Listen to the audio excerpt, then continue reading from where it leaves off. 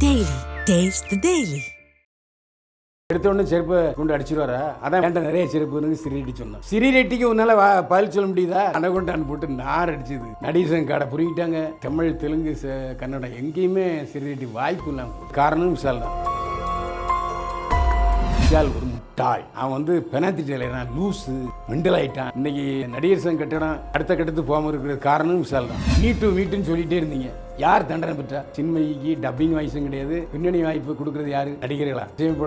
அவங்களே கொடுக்க மாட்டேங்கிறாங்க. அட்ஜஸ்ட்மெண்ட்டுக்கு போறவங்க அடுத்த கட்டத்துக்கு போவாங்க. இல்லாட்டி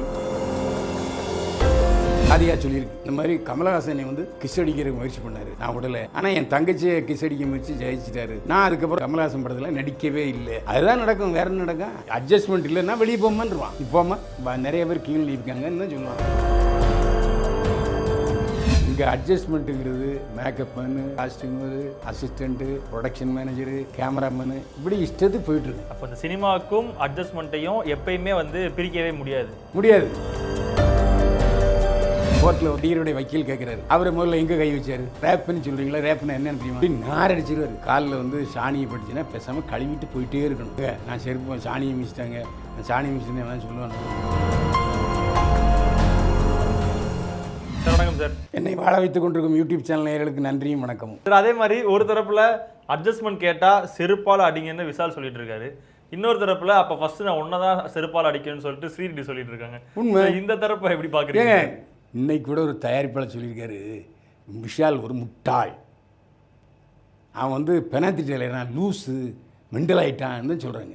இன்றைக்கி நடிகர் சங்க கட்டடம் அடுத்த கட்டத்துக்கு போகாமல் இருக்கிற காரணம் விஷால் தான். ஒரு நடிகராக இருந்துக்கிட்டு அரசாங்கத்தையும் அமைச்சரையும் தப்பாக பேசலாமாங்க? அது பேசின விஷால். சரி, செருப்பை கழட்டி அடிக்கிறது எவ்வளோ பெரிய தப்பு தெரியுமா? தண்டனை எப்போ கொடுக்கணும்? நிரூபிக்கப்பட்ட பிறகு தண்டனை கொடுக்கணும். எடுத்தோடனே செருப்பை கொண்டு அடிச்சிருவாரா? அதான் ஏன்ட்ட நிறைய செருப்புன்னு சிறிரெட்டி சொன்னான்.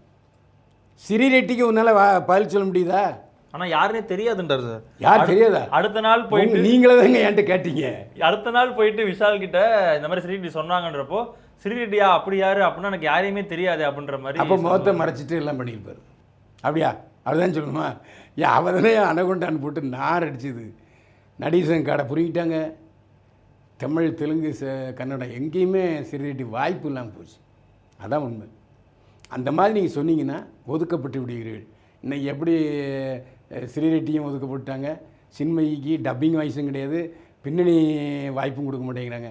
பின்னணி வாய்ப்பு கொடுக்குறது யார்? நடிகர்களா? இசையமைப்பாளர்கள் தானே. அவங்களே கொடுக்க மாட்டேங்கிறாங்க. அப்போ புரியுது. அப்போ இது எல்லா துறையிலையுமே இருக்காது. சினிமா துறையில் நடிப்புன்றதை தாண்டி நடிகையே சொல்லியிருக்கீங்க. 2-3 நடிகைகள் சொல்லியிருக்காங்க.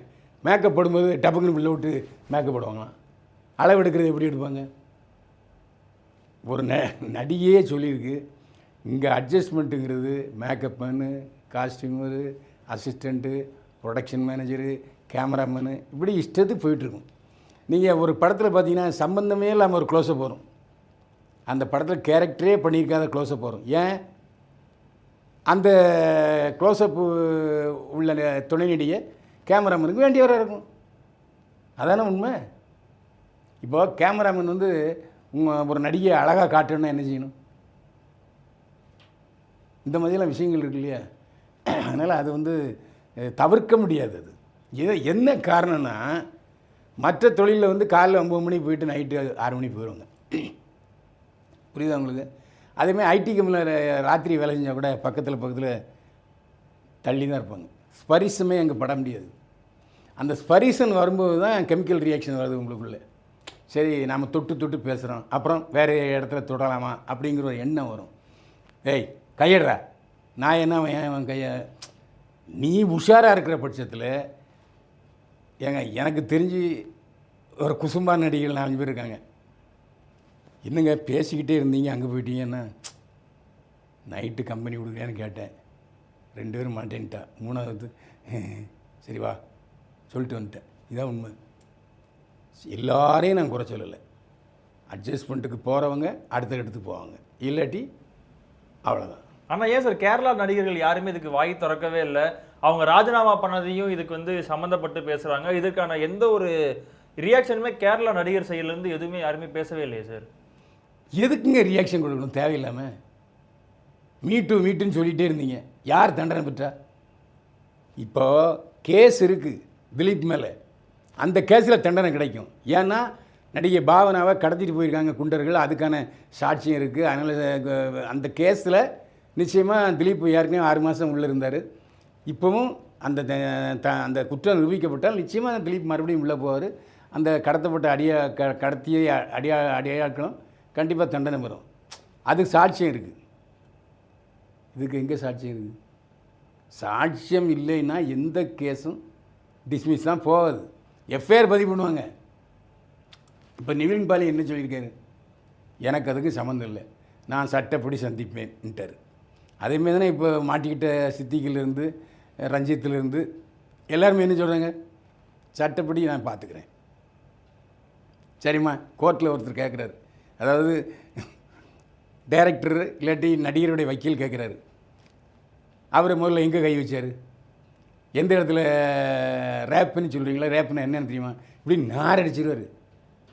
அதுக்கு பேசாமல் சரி தேவையில்லாமல் எதுக்குன்னு சொல்லி, இப்போது நாம் ஒரு இடத்துக்கு நடந்து போகிறோம், காலில் வந்து சாணியை பட்டுச்சுன்னா பேசாமல் கழுவிட்டு போயிட்டே இருக்கணும். ஏங்க நான் செருப்பு சாணியை மிச்சிட்டாங்க, நான் சாணியை மிச்சிட்டேன்னு எல்லாம் சொல்லுவேன்னா? நாம் அசிங்கப்பட்டதை வெளியில் சொல்வது அநாகரிகம். ராதிகாவை பற்றி ராதிகா சொல்லும் போதே சரி இதில் வந்து உங்கள் ஃபேமிலி இருக்க யாராவது ஒருத்தவங்க மாட்டினா நீங்கள் என்ன பண்ணுவீங்க அப்படின்ற மாதிரியான கேள்விகள் தான் அந்த இடத்துல வந்து தமிழ்நாட்டில் இந்த மாதிரி ஆச்சுன்னா என்ன பண்ணுவீங்கன்றப்போ அது சமாளிக்குதுங்க, பதிலே சொல்ல முடியல. அப்போ நீங்கள் யாருன்னு தான் கேட்குற முனைப்பு பண்ணுறீங்க. ஆனால் தண்டனை ஏமா நீ யாருன்னு சொல்லவே இல்லை, அப்புறம் எப்படி தண்டனை கிடைக்கும்? தண்டனை பற்றி யோசிக்கவே மாட்டேங்கிறீங்களே, பாதுகாப்புன்னு யோசனை பண்ண மாட்டீங்களே. ஏமா ஒன்று யாராவது கை பிடிச்சி சினிமாவுக்கு வந்து சொன்னாங்களா? நீயே தானே வர்ற. அப்போது இந்த மாதிரி இப்போது ராதிகா சொல்லியிருக்கு, இந்த மாதிரி கமலஹாசனை வந்து கிஸ் அடிக்கிறதுக்கு முயற்சி பண்ணார், நான் விடலை. ஆனால் என் தங்கச்சியை கிஸ் அடிக்க முயற்சி ஜெயிச்சிட்டாரு, நான் அதுக்கப்புறம் ராதிகா கமலஹாசன் படத்தில் நடிக்கவே இல்லைன்னு சொல்லுது. அதுதான் நடக்கும், வேறு என்ன நடக்கும்?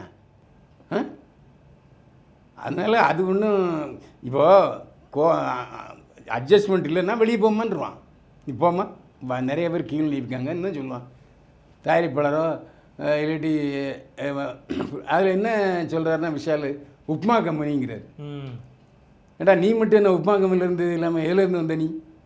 நீயும் சின்ன நடிகனாக இருந்தால் அறிமுக நடிகன் தானே வந்திருக்கு. நீயே அப்புறம் நீயும் சொந்த படம் எடுத்து சோகத்தை செஞ்சு பல கோடி நஷ்டம் ஆகி கடங்காளி இதான இருக்க. நீயே அது என்ன உப்மா கம்பெனி? சினிமா கம்பெனின்னா அது உப்மா கம்பெனி ஒன்று தான், பெரிய கம்பெனியும் ஒன்று தான். பெரிய கம்பெனி என்ன எத்தனை கம்பெனி ரோட்டுக்கு வந்துருச்சு? காணாமல் போன ப்ரொடியூசர் எத்தனை பேர்? நிழல் வியாபாரங்க இது. அதனால் நான் ஓப்பனாக பகிரங்கமாக சொல்கிறேன். அப்போ இந்த சினிமாவுக்கும் அட்ஜஸ்ட்மெண்ட்டையும் எப்பயுமே வந்து பிரிக்கவே முடியாது. இட்லி சாம்பார் மாதிரி சினிமா இல்லை, 2 கண்கள் அந்த மாதிரி தான் இருக்கும். ஆமாம். ஏங்க நமக்கு ஒரு தொழில் பிடிக்கலைன்னா போயிட்டே இருக்கணும். நமக்கு டாஸ்மாகில் அந்த ஸ்மெல் பிடிக்கலையா, டாஸ்மாக் வேலை போடாது. சிகரெட்டு குடிக்கானா நாம் தான் ஒதுங்கி போகணும். அவன் மூஞ்சில் ஊதுவான், கேட்டவன் ஐயா சிகரெட்டு குடிச்சிட்டு தான் மூஞ்சில் ஊதுவான். ஸோ நம்ம தான் நல்ல சினிமா தொழில், நல்ல லாபம் குளிக்கிற தொழில், நல்ல புகழ் கிடைக்கிற தொழில். ஆனால் உள்ளே போனால் இரும்புன்னு தான் இருக்கும். ஓகே சார், நன்றி சார், தேங்க்யூ சார். மீண்டும் சந்திப்போம். வாழ்க வளமுடன்.